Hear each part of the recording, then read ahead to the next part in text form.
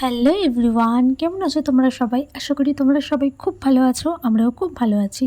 তো আজকে দুপুর বেরিয়ে পড়লাম শপিং করতে। পুজো তো চলেই এলো, কিন্তু শপিংয়ে যাওয়াই হচ্ছে না, আমার হাজব্যান্ডের ছুটিও পাচ্ছে না। তো এইভাবে একটা দিন অ্যাডজাস্ট করা হলো, কিন্তু আজকে ভীষণই ব্যস্ত। আজকে পরপর দুটো মলে যেতে হবে। আর এখানে আমরা পেট্রোল পাম্পে চলে এসেছিলাম গাড়িতে তেল ভরবার জন্য। আর এখানেও দেখো, এই লরিটাতে উঠবে বলে চারিদিকটা ঘোরাঘুরি করছে, কি করে ওঠা যায়। তো মালিককে দেখে তুই কী করবি? রিকোয়েস্ট করবি নাকি? ওদিকে নেই, পাপার ওদিকে তেল ভরা হয়ে গেছে বোধহয়। চলো, আমাদের গাড়িতে তেল ভরা হয়ে গেছে, এবার আমরা বেরিয়ে পড়লাম। আর আজকে আকাশটা দেখো মেঘলা, আর আমি তো ভগবানকে খালি ডাকছি, ঠাকুর যেন আজকে বৃষ্টিটা না হয়, তাহলে সব মাটি হয়ে যাবে। তো আমরা এখন যাচ্ছি এই রাস্তাটার ভেতর দিয়ে। এই রাস্তাটা আমি প্রথম আসছি, মানে এটা আলমগঞ্জের এটা রাস্তা।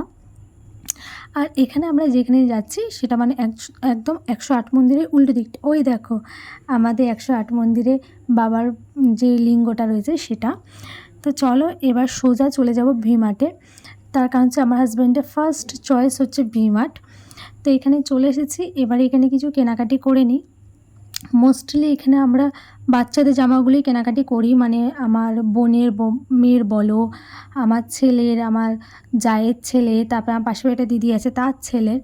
তো যাই হোক, এখান থেকে জামা কাপড় কেনাকাটি করা হলো। আর এখানে আমার পাঞ্জাবিগুলো ভীষণ পছন্দ হচ্ছিলো, কিন্তু মনকে অনেক কষ্ট করে বারণ করলাম যে না, এখন একদম নেওয়া যাবে না। তার কারণ হচ্ছে আমার ছেলের অলরেডি অনেক কটা পাঞ্জাবি রয়েছে, 4-5টার মতো। তো সেইগুলো এবছর হয়ে যাবে, পরের বছর আবার দেখা যাবে। তার কারণ হচ্ছে এত জিনিস থাকার পরেও কোনো জিনিস নেওয়া সেটা বেকার নষ্ট। তার কারণ আমরা তো পাঞ্জাবি বেশি পরাই না অকেশন ছাড়া। তো এখানে আমাদের কেনাকাটি হয়ে গেছে, এবার আমরা এখানে বিলিং করছি। বিল করার পর আমরা সোজা চলে যাব বিশাল। ওখানেও কিছু কেনাকাটি বাকি রয়েছে। তার আগে আবার বাড়িতে যাব, তার কারণ হচ্ছে আমার ছেলে জামা প্যান্ট একটু চেঞ্জ করাতে হবে, নিজেও একটু চেঞ্জ করব। তারপর আমরা বিশালে চলে এসেছিলাম, সেই কেনাকাটি কী কী কিনেছি তোমার সাথে অবশ্যই শেয়ার করব। এইখানে দেখো বিশালে ভি-মার্টের ব্যাগ নিয়ে বিশালে জিনিস নিচ্ছি।